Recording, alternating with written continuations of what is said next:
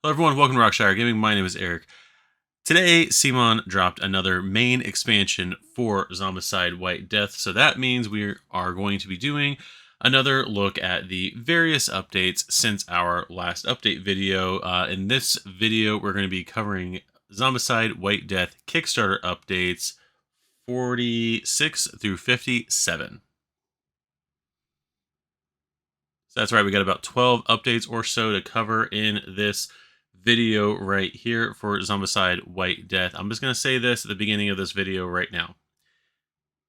I was still slightly on the fence about getting this game. Even doing these update videos, I love the theme of this game. I am all in for the this Southeast Asian theme they have going on with the Chinese culture and the Japanese culture. The fact that most every survivor in this game is some kind of historical figure or figure from legend and myth and whatnot in those cultures is awesome. Today there was an expansion announced that pretty much for me, if I was still on a maybe for this game, basically launch this game into I'm going to be pledging for this game. And I mean, you can see I haven't done it yet. I usually back toward the end of the campaign once everything's basically been announced. But I know I'm a terrible, terrible human being for doing that. But there was an expansion, like I said, announced for this game today that it basically just put it over the edge for me. Is basically the reason I'm going to be backing this campaign right here. So let's go ahead and start this off. As always, we do start with the math, so we'll be getting to that that announcement here soon. You guys already know what the announcement is. I grew up in the 80s and 90s, so you know what I'm talking about and know why I'm excited for this. Anyway, so as of right now, 1,639 or 1,637,707 have been pledged. Over 2,000 or 12,000 backers. Oh my god, it is late. I'm tired. Over 12,000 backers, 12,088 backers with 11 days to go. We have officially ended, because it is midnight Eastern time, we have officially ended day 10 of this Kickstarter right here. As far as the numbers go right now, I'm looking over here because this is where my spreadsheet is. We're going to move the spreadsheet over here, though, so I'm not killing myself over it. As of right now, in this campaign, at the end of the day today, we have unlocked, well, 2 card packs. Those are at the beginning of the thing. We have unlocked between stretch goals and dailies. I'm not going over everything that's announced in all the other little packs and everything like that. I still haven't given myself the time to actually get all those numbers and put all those numbers in. But as far as stretch goals and the daily unlocks right now, this game we are at 34 survivors unlocked. We are at 9. Yeah, 9. We are at 9 total abominations unlocked, and we are still, because there was no new ones since the last update, we are at 3 necromancers.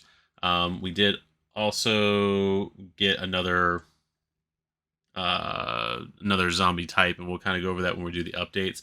But comparison to the other games, Black Plague at this point, though clearly doing better in the money run for us, Black Plague at this point had only 21 survivors unlocked, with 1 named abomination unlocked.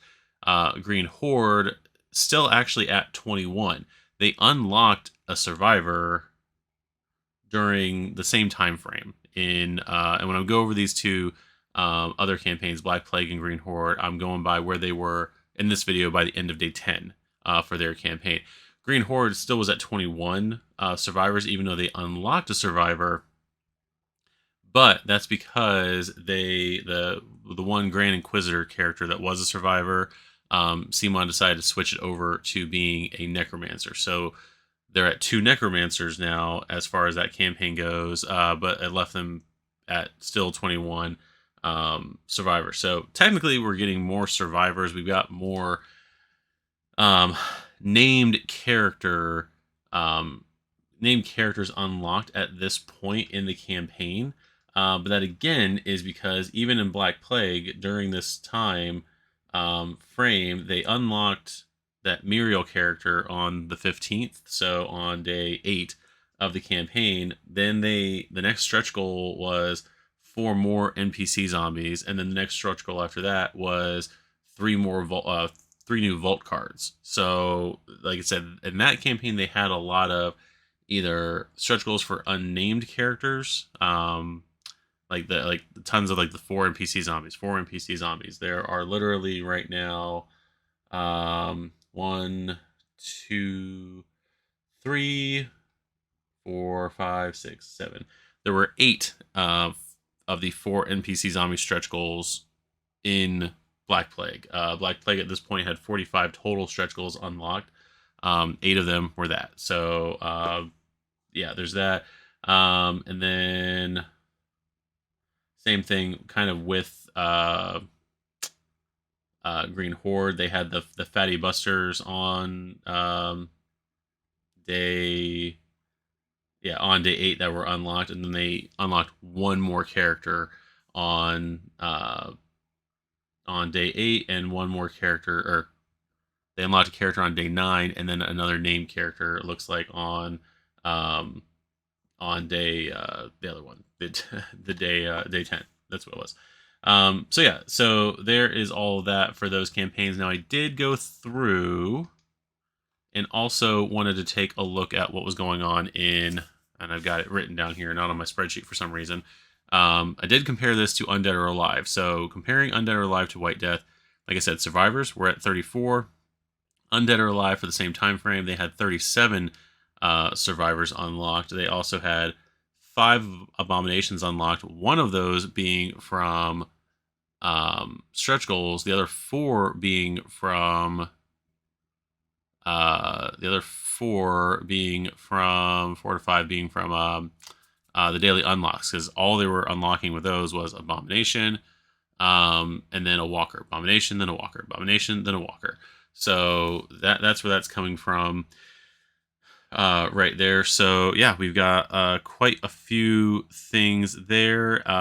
Comparatively, dollar-wise, they definitively, when unlocking the Great Spirit in that campaign, had reached the $1.6 million mark, hadn't unlocked the 6.7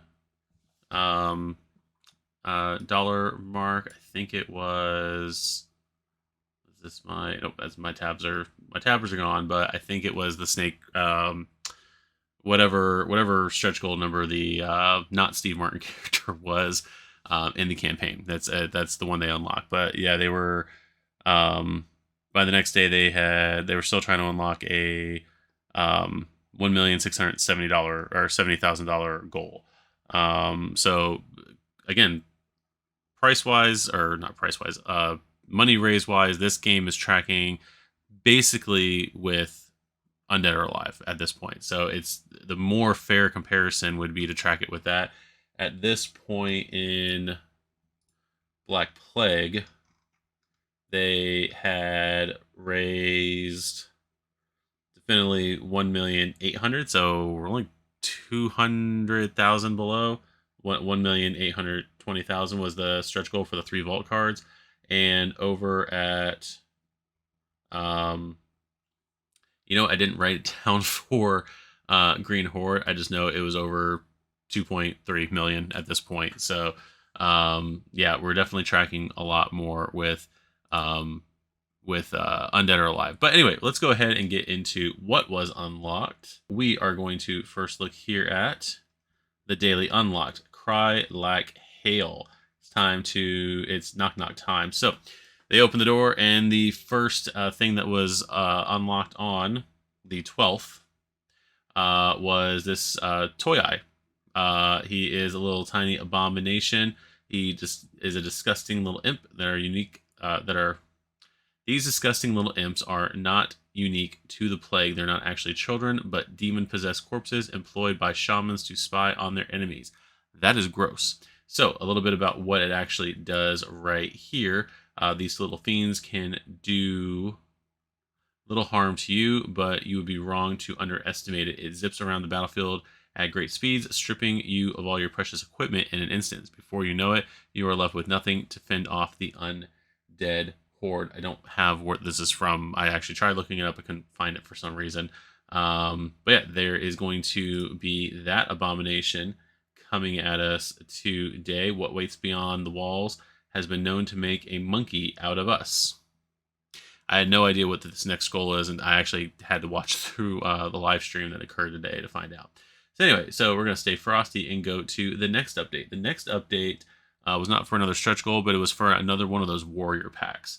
We are going to have Three Kingdoms Unite. So hail survivors. Today we're thrilled to reveal a special Kickstarter optional buy, the Warlords of the Middle Kingdom. So for $25, this Kickstarter exclusive optional buy provides you with a series of characters from ancient China for you to use in your Zombicide games. Play with the likes of famous commanders like Tao Tao and Gun Yu, and tacticians like Zhong Lang to ward off abominations and necromancers. Now, Tao Tao right here, I didn't go back and look, but there were a lot of previous characters like Tao Ren and let's see, Zhao Hu Yun, which was from the first day's unlocks, and a couple other ones. There are already characters that have been unlocked that are generals for just this one character right here.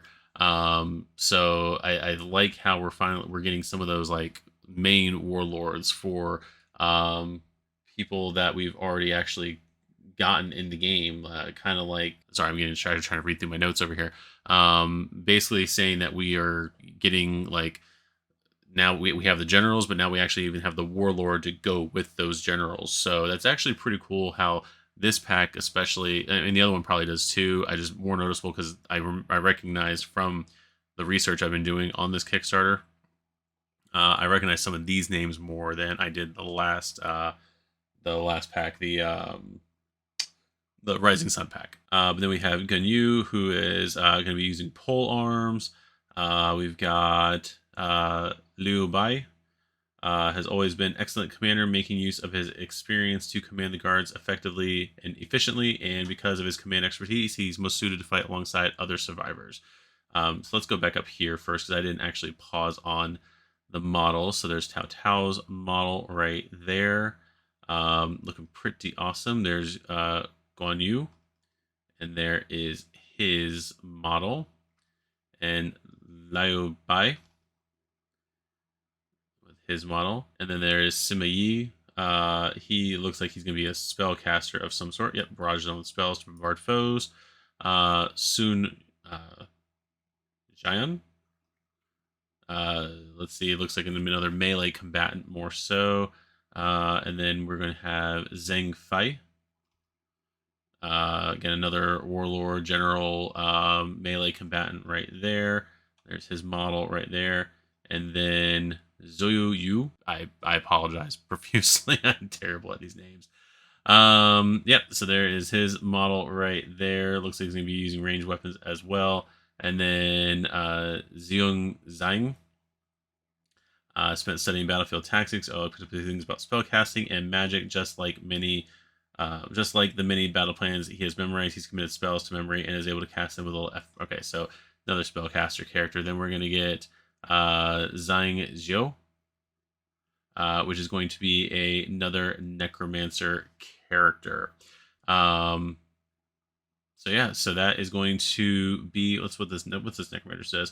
The undead under his command never truly remain dead, and it's only a matter of time before his foes are inundated by the wave of zombies he sends toward them. You had best put him down. So he's going to be another one of those necromancers that's going to be resurrecting zombies or making it to where the zombies don't actually go down. So you're going to take him down before, so that way the zombies don't keep resurrecting. So then we've got another, that's a necromancer. Is this one an abomination? Probably. Dong Zhou maintains his tyranny and cruelty even in his undead state. His arrival denies all survivors the ability to scrounge up the necessary resources to deal with him. There is little the survivors can do to resist his edict. Should you ever face Dong Zhao, you had better come prepared beforehand. So this is basically, he's probably going to not allow you to search. Is what that's meaning. If he's going to be can't scrounge up the necessary resource to deal with him. So it's either he's going to be blocking the surge function, or he's going to even be blocking use of chi, although this may not tie into that. But yeah, so there's going to be that optional buy right there. That's adding in another $25. So I believe this is going to get us up to 265. As far as what the, I guess you can call the all in at this point, with the various packs. I know some people during the live stream, I think a couple people kept on asking about whether or not they were going to do the artist packs, but I think these are kind of taking the place of the artist packs in a way. So yeah, there is that. So with this Warlords, going to the next one, then an auspicious star rises. So Icharu, who was announced the day before on day 8, was finally, we're 1 or 3 updates in, we finally unlocked somebody from the previous day. So Icharu has been unlocked with the help of the Warlords of the Middle Kingdom. So next we are going to get the Quillen, which is a legendary hooved chimerical creature. So that's what I've got written down for that character. The artwork and everything makes it look like it's supposed to be a dragon, but then it looks like a horse over here. So I'm not sure, again, don't know the full lore of this creature, but it is another abomination. So technically with the daily unlock, we got 2 abominations in a row on this day. So Quillen is well known for its supernatural ability to judge a mortal soul, punishing those it deemed unworthy and exalting those who were pure of heart. Despite its appearance, a fragment of the Quillen's divine power still resides within its rotting body. It will be prudent for survivors to try to eliminate this abomination and use its divine energies to purge the area of the unworthy undead. So again, we're getting some interesting, not even just like gear, we're getting some interesting abilities from taking down the necromancers. So we'll see how that kind of runs, in a year and a half when all this comes out.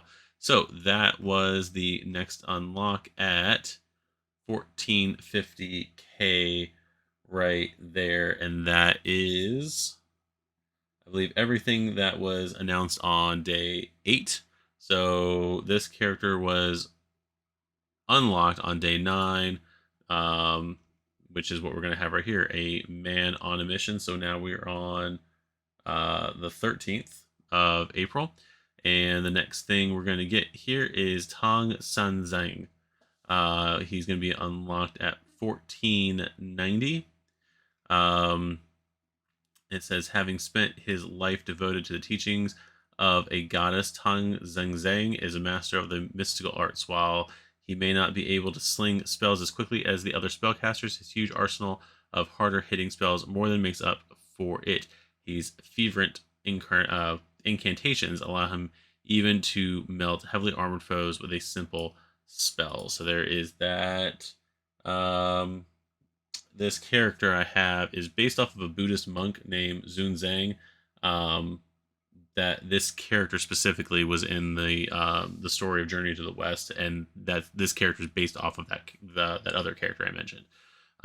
So that is what I've got for that.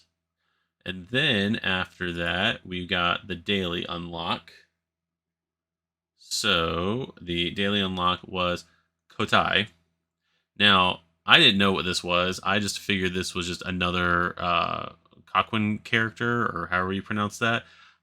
Even reading through here, like not this part down here, but actually going through his actual story, says, you keep calling me that. I don't think it means what you think. There's that. This Harry Coquin has no knowledge of the Empire, the Black Plague, or any other thing having to do with his current situation. He doesn't even know his own name. Is just what the locals started calling him, though he's not sure if it's a prank or just ignorance. All he knows is he comes from a beautiful island nation he calls the Land of Z.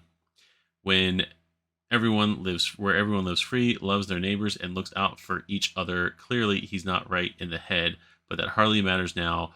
What with the zombie threat around every corner, he has little choice but to fight alongside his fellow survivors. Unfortunately, his tendency to get engulfed by rage can be a true asset in battle. Now, from what I figured out on this, because I watched Friday's live stream, so this came out on Thursday. The live stream that now came out on Friday, the 14th, mentioned this character. Apparently, this had something to do with some issue with the Rising Sun board game that CMON did a while back, where during their research for stretch goals, they found some entry for something in Wikipedia and thought it was real, and apparently it wasn't, that this is some person from New Zealand or something like that. So I didn't get the full story. Tiago mentions it during the live stream, so I would encourage you to go back and look at the live stream because they show off a couple cool things in that one. But he mentions the story of it in here. So, and I was kind of trying to prep for this while watching it tonight. So, but yeah, that's where this is coming from. This is basically them making fun of their mistakes, so to speak. So there was that. So for the next update, this next update was a little interesting because it's not necessarily having much to do with the campaign per se. If we click on it over here, it says Age of the Undead. So this was the update where they announced the mid-campaign review, which is the live stream they did on Friday. So there is that on there, but then I guess the other thing they wanted to talk about, and this is already, so I'm not kind of going over when this is because it was already happened. So there's that. So Age of the Undead. So they talk about the fact that they joined forces with Aconite Books to start writing books about the various properties, but like Zombicide in particular, back in 2021. The first one, Last Resort, based on the modern setting, debuted in Halloween 2021. Since then, 4 books have been published, and a brand new one is about to come out today. We're happy to announce that in celebration of the White Death campaign and the upcoming new releases, our friends over at that company, I can't read it, decided to give away a free digital copy of the first Zombicide book published in the medieval fantasy setting, Age of the Undead by C.L.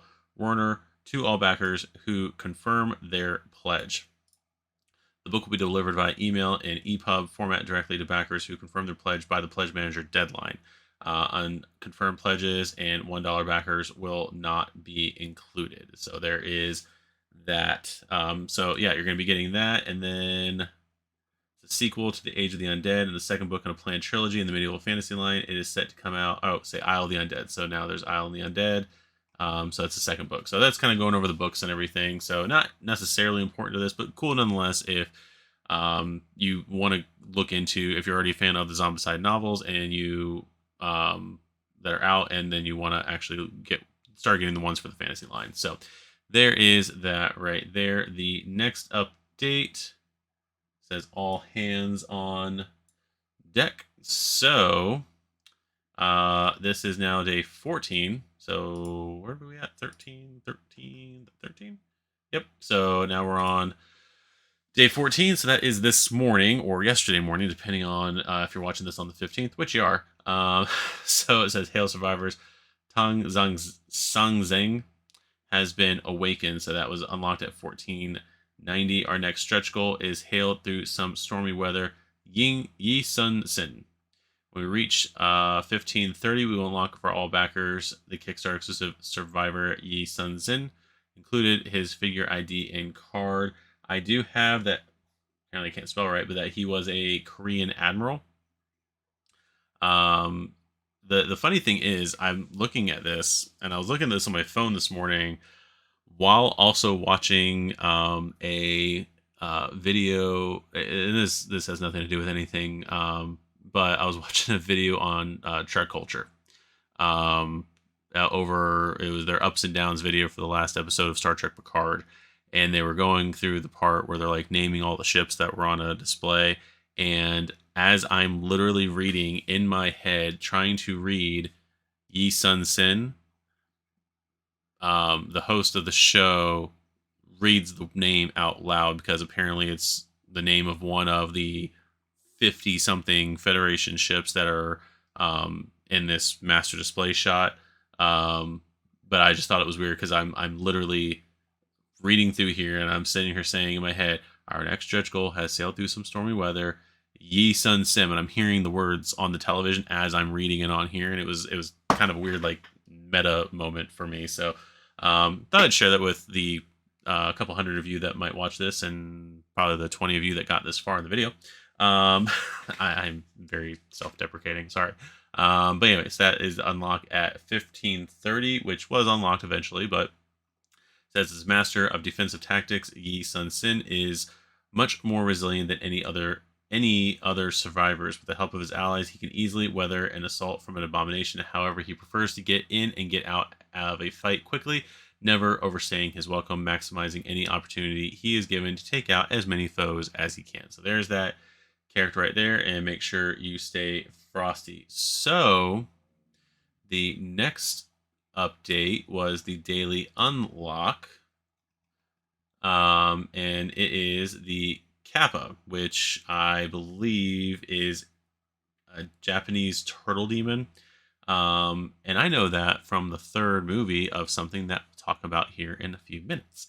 But anyway, we have unlocked for all backers the Kickstarter exclusive walker Kappa. Daily spawn walkers are used like okay, there's that. Again, it says used as an extra walker, so it's like, are you just like pulling it out of a pile? Like, that's the thing I don't understand about the walkers and the abominations I get, but the walkers and the runners I don't get. I feel like I understand there's just one of them,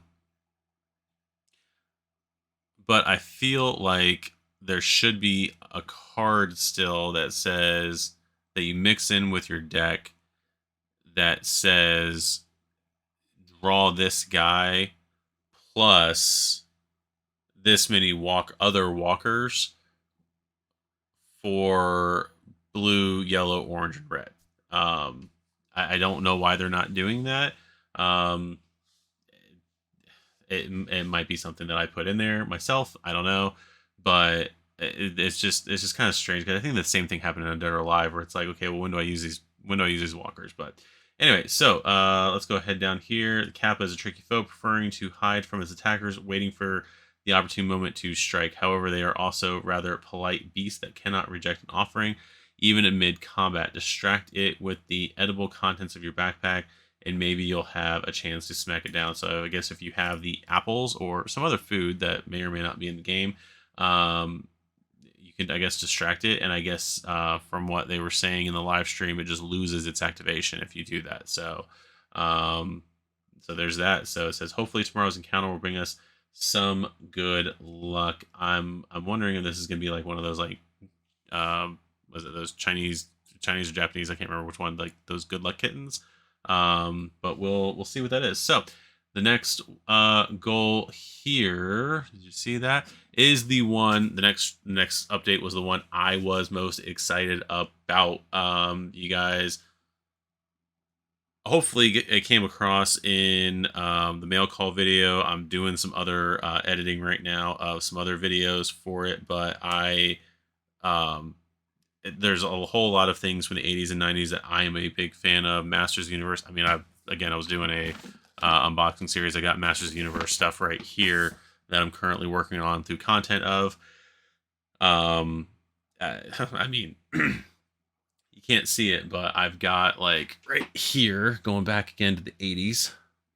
I got right here like my Transformers on the wall. There's my Megatron right there from the Siege line from Transformers War for Cybertron. So I got Optimus and the Autobots are way too high for me to get to, but yeah, I like different shows. There's like 4 or 5 main shows in my early childhood that were like my jam. I had like Master Universe, Transformers, and let's see, Batman the Animated Series, X-Men, and then this that brings me so much joy. All right, that's better. Sorry, we had a little technical difficulty. I apparently got so excited that I just pulled the tab off of what I was looking at. But this right here, Teenage Mutant Ninja Turtles Join the Fray. I'm not going to play, as I was saying, the trailer for this because I don't know if there's something copywritten in there. I don't want to get a copyright claim strike in that. But go back and watch the trailer. It's actually pretty cool. But it says, we're gonna read through the flavor text. I usually don't read through all those flavor text. We're gonna read through the flavor text just because it's my channel and I can. Yeah, there's that. If you ride the subway in New York, you kind of face the zombie apocalypse twice a day. But today, our fellow passengers were way more bitey than usual. Not to mention shambling, groaning, and rotting. Wasn't until our second stop that we started to wonder if something was up. Sure enough, we step onto the platform and find it filled with actual zombies. There's that. Things, and maybe we won't read this whole thing. Things being tough. Most of them were wearing these medieval robes and stuff. Had a LARP gotten out of hand, I mean, you gotta go pretty far into character as a zombie peasant if you're gonna literally chew someone's R off on the streets. It was going real bad too. Zombies everywhere, people running and screaming, riots, chaos. We tried to restore some order, but then we saw this, I don't know, portal thing open up and half of the building just fell into it. And what came out? More zombies. The whole day was like this. Riots, The Walking Dead, collapsing and disappearing buildings. By sundown, we were getting real tired, but then Shredder. He was standing on the other side of a portal, perched on a building, yelling something about his evil plan coming to fruition. Like that. Like, what does fruition even mean? We didn't think about it. Our entire crew leaped through. First thing we noticed, snow everywhere. Second thing, this was where the zombies first came from. This was some medieval town in ancient Asia. It wasn't any place in Asia that Master Splinter could name, but the zombies were here, and so it was a lot of New York's skyline. We found clothes and armor to suit up the territory, and that's how we began our search for the Shredder to unravel the mystery of what he'd done. Just hope we can stop him before the pizza gets too cold. There is that. So there is the box image without any of the junk on it. But apparently in Zombicide White Death, we are getting an actual expansion for the Teenage Mutant Ninja Turtles. It is this optional buy right here, $50. We're getting, without stretch goal, without Kickstarter exclusives, we are getting 7 survivors, 15-foot ninjas, 1 necromancer, which is Shredder. He is going to be a defiler zombie, or defiler necromancer, 4 game tiles, 7 equipment cards, 6 zombie cards, 1 necromancer card, 7 survivor ID cards, 42 tokens, and 1 rule book. And then also down here, we are getting another Kickstarter exclusive female turtle character, as well as some other plastic tokens in here. So the Zombicide Time Crash is a full-fledged expansion for Zombicide White Death, offered for backers at $50. It's going to retail for $60. So basically the story of this is that some kind of a portal has opened up, that Shredder has opened up, and it is sending pieces of New York into this alternate reality, ancient past, where a zombie apocalypse is also taking place. Some of the tiles in here are basically just New York buildings and New York apartments just thrown into a town ruin of whatever. Even like the tiles aren't really like the buildings and the tiles aren't really square with everything else, because they're kind of just like plopped in there. So there's that. There's going to be these pizza tokens that are going to have some effect in the game. There's the listing of all the characters. We're going to get Michelangelo, Leonardo, Donatello, Raphael, April O'Neil, Splinter, Casey Jones, and the Kickstarter exclusive Jenica, and then 6 plastic pizza tokens. This, they didn't say anything about it, and I don't remember anybody asking, but the fact that this expansion, because they're not wanting to put it, I guess, in another thing, is coming with its own plastic tokens, basically confirms that at some point during this Kickstarter, they're going to have a set of plastic tokens for all the new tokens coming out, all the tokens that are in the game, in the core game, all the plastic tokens that are going to be in the, I don't have it written down here anymore, the Eternal Empire expansion. So I'm calling it now that we are getting a plastic tokens pack for this game. That is my prediction. That's where we're going. So we're going to dig deeper into it. So there are these 4 tiles, and you can see that these 2 right here, if you can see my mouse, are going to be like a New York apartment building that kind of dropped into this medieval landscape. And then this looks like the 2 pieces to a pizzeria of some sort that have also dropped into the middle of this medieval town. So the turtles are also going to get their ultimate equipment. So I think the pizza tokens are going to be able to um, upgrade like all the turtles' weapons from the starting weapons they get into ultimate weapons. I think that's more so that the turtles don't uh, start taking like pole arms and regular swords and stuff like that. So that way, thematically, they can keep their traditional weapons. Raphael can keep his sais, Michelangelo can keep his nunchucks, so on and so forth. So each of the 7 turtles is going to get, looks like they're starting weapon. They'll probably be able to get other weapons, but this ultimate weapon will probably be like their main focus weapon. Even right here, the upgrade from this one to this one says for Leonardo's Ninjados, take a pizza ultimate token, flip this card. So there's that, and then over here it says roll 6 plus 1 and chi. There's probably some more stuff in there. Roll 6 plus 1 damage on melee. So once you get to the ultimate weapon, you can use chi points to give yourself +1, and then you get a +1 to damage melee attacks. That's pretty cool right there. Turtles do get the meditation skill to get chi, and they're going to have chi abilities on their cards. It looks like, and then like I said, here's that turtle team ability. So they're all going to get their own. They're going to get like team abilities and stuff like that. So if you're playing with the turtles or probably the turtle friends, that's what you're going to get with that. Just so everybody knows, in a year plus from now, when this game shows up to my door, and if the channel's still going on at that point, look right now, planning on it, but the channel's still going on, and this shows up, we will do videos on the main Kickstarter box, but this is going to be the one I'm going to be excited for. This just being able to play as the Ninja Turtles. I'm just so happy. Jake might play just to tie it into this, maybe this coming week or so. James is out of town, but we'll see what we can do about it. But I think Jake has one of the IDW turtle games from Kickstarter, so we might dive into that soon, either during this Kickstarter, maybe a little after. I'll have to talk about it with him to see what we can do with that, maybe. But yeah, so here are the turtles. I'm not going to go necessarily through their abilities.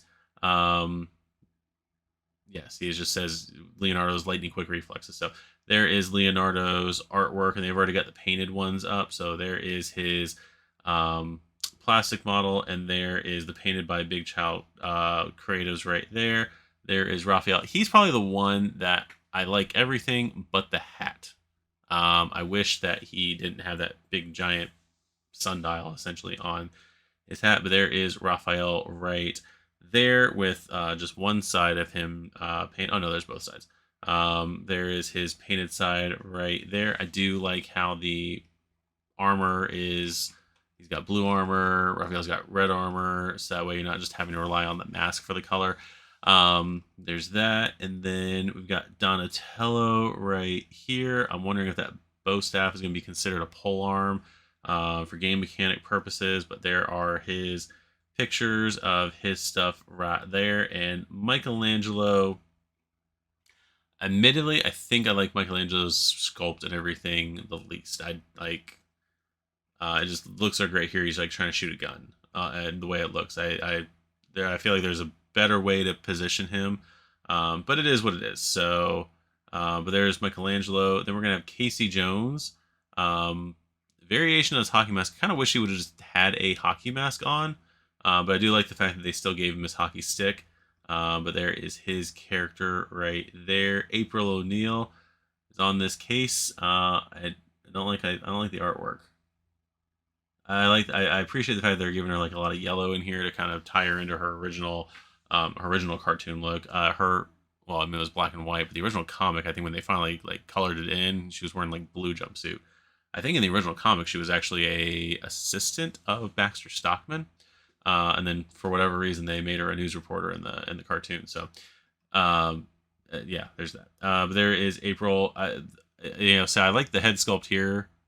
the way the figure looks more. I don't like the way the artwork here look. I like she looked like she's about ready to throw up. Unfortunately, in the artwork here, over here, this looks nice. I like this way better.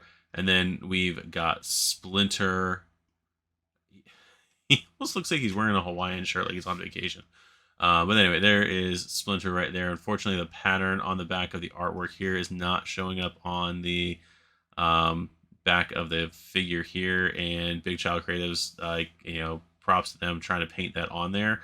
I, despite the card artwork, I will probably be painting, if I paint this, be painting at least that outside there, like the traditional maroon color of his the way he looks in the TMNT cartoon, the original cartoon. So there's that. Then we got the Foot Clan. Then we got Big Chungus Shredder here. I kind of wish he was a little bit more slimmed down, but it is what it is on that one. So Shredder acts as a Defiler Necromancer and spawns with a Defiler Spawn token. During his activation, he sends corruption tokens toward the beacon to gain its power. Whilst doing so, Shredder also seizes every opportunity to fire back against survivors who carelessly target his zone, regardless of the type of attack. They said in the live stream with this one that even if you have a survivor that ignores, I think it's like no matter who he's attacking. So if you have someone that ignores attack priority, he's still going to be able to do something to that survivor. So you do need to watch out for that when we get him. But there's the Defiler, and then there's the Foot Ninjas. They are counted as walkers.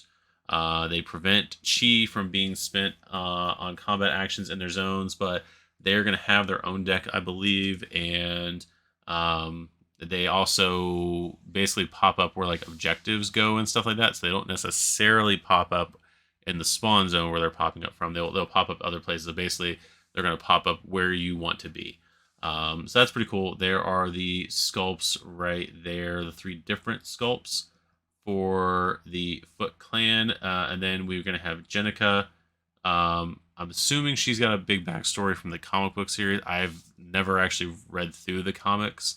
It's always something I wanted to do, but then like trying to go back and get like all the graphic novels and everything and what is and isn't in continuity. I know that I think IDW is different continuity than like the Mirage / Image comic series. So if you read through it, and you can kind of give me some ideas of like a graphic novel or something to pick up to kind of get started with it, let me know down below in the comments. But there's Jenica. She's going to have her Teko Kaiji, her claw there. She's not going to have anything for that sword, so that'll probably just be something you pick up. That's going to be like her main weapon right there. And then the other exclusive is going to be these plastic tokens for the pizza. The expansion will come with cardboard ones, but they're giving away these plastic ones. Again, there's going to have to be if you're just getting plastic pizza, they're going to have to do plastic everything else. So be on the lookout for that. I'm filming this technically Saturday morning at it's 1 a.m. now. I don't work tomorrow, so who cares? But I'll be editing this in the morning, first thing when I get up after I feed the kids and everything. If they do plastic tokens, I don't know if they'll do it this weekend. We still have 11 more days to go in the campaign, so I feel like they'll do it closer to the end, especially if there's another kind of expansion box coming out between now and the end. Like a big expansion box. I'll probably wait for another week. We'll probably get a couple other little mini ones. Maybe, like I said, they're still going to have to do plastic tokens because we know that's going to be coming because of this. I believe it's going to be coming because of this. I would probably guess that they're going to do an extra tiles add-on, but that again will be toward the end of the campaign. So there's all that. But there is Jenica's painted and unpainted forms right there. Essentially, is the yellow turtle, I guess, but that's not yellow. It's definitely orange, but whatever. That's going to be the box right there. The Nickelodeon logo there. Time Crash doesn't specifically. I mean, it probably does in this little font right here. It doesn't specifically say it is for that it's for Black Plague Fantasy Line, but it's for Black Plague Fantasy Line. You can also use this. In the other Zombicide games. So if you want to take the turtle characters and move them over to Green Horde or Black Plague, you absolutely can. So there's how to do the optional buys. What did I say? 265 is where we're at now. So this brings us up to 315, if I'm mathing right. And if I was 365 when I said it before. So we're definitely into. I think I was talking to somebody else about it today. We're definitely at 315 for 310, 315 for the price of this game now with this new expansion. And then hopefully, if they do an all in, it'll take a few more dollars off. But right now we're at 310, and that's all gameplay stuff so far. So we're probably going to be, for an all in gameplay, we're probably going to be at 400. I would say right now. That's not counting all the things I just said, where it's plastic tokens and tile packs and that kind of stuff. So, and then any kind of conversion packs that might come out. I know a lot of people are wanting a lot of Massive Darkness 2 conversion stuff in either direction. I know people, there's probably some conversion stuff for Chi or something like that people are going to want. Who knows if they're going to get it, but probably not. Anyway, let's look at the next update here, because there was a few updates today because of the TMNT pack. So we got Dress to Impress. So we unlocked Yi Sun Sin. And then down here we got the Jade Empress. Yes, it is indeed the Empress, correct in action and deed, wise of word, and surprisingly deadly of blade. It would seem that while many an Empress and indeed Emperor was content to merely play the role of figurehead, Jade Empress was preparing for all eventualities, even war. So there's that, and there's more stuff on there. She has little tolerance for failure and has little faith in her retainers, given what has transpired, and prefers to take matters into her hands. She now joins the front lines with her fellow warriors to cut down the tide of zombies invading her kingdom, for no one should be defending it more than herself. It doesn't say anything about her being a caster or anything like that. I'm assuming she's going to be melee. But yeah, we got her at 1570. So there is that one. Then next we have Might is Right. Yeah, Might is Right. I don't know why I hit next on there instead of my next tab. The Jade Empress has been unlocked. We are humbled by her presence. There is the TMNT we're advertising again. And then now we've got Bishaman, which is the next stretch goal. I believe this is going to be another abomination. Yep, another abomination. That's what I got on here. So the shaman is the warrior god, often a protector of divine sacred priests. So this isn't actually the warrior god. Apparently, this is his avatars that were corrupted by the zombie plagues. The war god is still fine, but it's his avatars that he sent to fight are being that got affected. So the guardian of divine treasures, once a benevolent spirit that bestows gifts to those that are worth, now robs mortals of everything. After succumbing to the necromantic curse, he now hoards pillaged artifacts, keeping them away from the hands of living mortals. It might be foolhardy to challenge an avatar of Bishaman, though maybe the pain will be worth the price. It says up here in his actual bio, it says slay the corrupted Bishaman, and its weapon is yours for the taking, and with the warrior god's blessing. So one of two things is going to be in here, because it just says including its figure and card.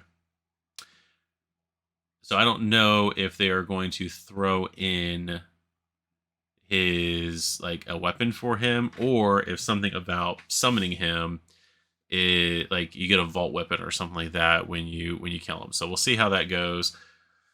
In here, is that update, and then I think that's 50. It's update 56. We're at update 57, casting a dark shadow. Our next stretch goal is stalking by. It is for the Kurakage Maru. Let's see. Has long wandered the Empire in search of a ninja clan leader who is responsible for slaughtering his entire village. While he is away, he does not name the clan in question, as the clan has ears everywhere. Da, da, da. He's a skilled survivor who knows how to handle himself in close combat. Armed with his trusty katana, he's able to deal enough damage to even take down brutes with a single swing. So he's probably going to get some pluses to melee to be able to do that 2 damage to the brutes. With his quick reflexes, he's fond of rushing in to strike his targets before retreating unscathed. I'm going to scroll down here in a second to the comments and see if they mentioned what he's from. Yeah, on this one they just made something about him being a Black Panther. So I don't think this is. Yeah, this is not a T'Challa mutation or anything like that. But yeah, there is his character card here. I didn't. This one actually got like right before I started looking to film this. It got unlocked. So there is that. So we're gonna unlock this character at 1670. Currently, we are at not that number. Oh yeah, no, we're at 1670. Or not 1630 is where we were just at. That's why I was thinking of that. So we are at 1639 200 right there. It's a weird way to say that number, but I apologize. But yeah, that's where we're at in the campaign currently. I know there are some people, I don't know why, in the comments that are very upset about the Ninja Turtles being in the game. The only complaint I can give about the Turtles, besides Raphael's headdress, is that the Turtles are bigger. Tiago showed, I think it's how you say his name, showed in the live stream the figures themselves, and they are kind of big. The Turtles, I know in the cartoon and the comics, were smaller, and because I think April was taller than them. And depending on the depiction, the size is different. But with the way the turtles look in the face, and everything, they kind of remind me a little bit of the Michael, like a smaller version of, and less hunched over version of, excuse me, the Michael Bay version of the Turtles, which is kind of a down for me. But I've actually never seen the movies, not because I didn't want to, just I think I had life stuff going on when both of those movies came out. But I do like the sculpts overall. Like I said, they give me a little bit of Michael Bay vibes, but not enough for me to be like, no, I'm not buying these. I am going to definitely buy. If there was a way I can just buy that pack, I would. Now, the big question is, do I beforehand go online and buy the Thundercats? So that way I can have the epic Ninja Turtle Thundercat crossover. And is there a way to get Masters of the Universe in there? If I could find a way to get like He-Man, Lion-O, and Leonardo all at the same time to fight in the game, that would just be awesome. I'm probably not going to do that, but yeah. So that's everything for this video. I'd like to thank you guys for tuning in to tonight's rambling, or today's rambling, whatever day you're on, hearing about this rambling of mine here. I'd like to thank you guys for tuning in, watching the videos. Your support is very much appreciated. Let me know what your favorite thing from this set announced was. We all know it was the Turtles. Or let me know if the Turtles were a turnoff for you. If I don't know why I was like leaning out of that's like James during a game. Let me know if the Turtles were like the ultimate turnoff for you. Let me know about that too. So I mean, everybody's opinion, everyone's entitled to their opinion for stuff. Again, I grew up with the Turtles as like I had every turtle probably from the first couple waves, or every figure from the first couple waves, even like some of those like ridiculous costume ones and everything like that. I had a lot of those.